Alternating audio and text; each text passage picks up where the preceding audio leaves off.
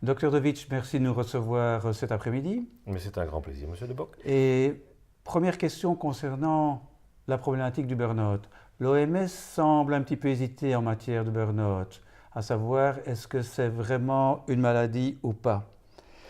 Et pourriez-vous nous dire si le burn-out serait une maladie et en quoi ce serait une maladie, ou si ce n'est pas une maladie, en quoi ce ne serait pas une maladie? L'OMS, c'est bien l'Organisation mondiale de la santé. Ça veut dire que toute maladie reconnue comme telle fait l'objet d'un consensus entre tous les pays. Que pour l'instant, on va bien vers une définition de burn-out comme maladie. Derrière le simple fait qu'il y a une maladie, il y a tout un autre aspect peut-être moins connu du public, qui est un aspect politique.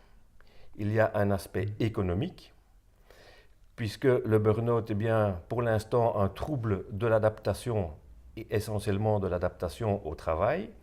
Il ne peut y avoir de maladie du travail si l'OMS ne reconnaît pas le burn-out comme maladie. Ça va faire beaucoup d'économies pour les États.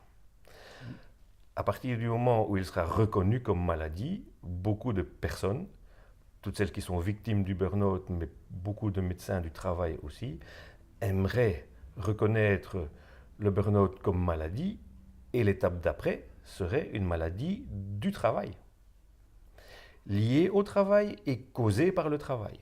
Et là, on est parti évidemment dans des dépenses qui seraient ingérables pour les États, parce que qui dit maladie du travail dit responsabilité ou d'un employeur ou d'un État.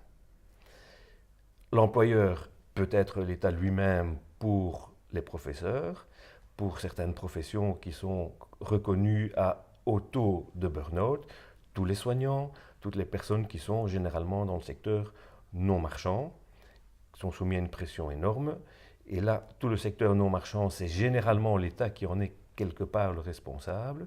Et pour les personnes qui travaillent dans les entreprises privées, ce serait l'employeur qui en serait reconnu. Or, maladie, oui, c'est un trouble de l'adaptation. Oui.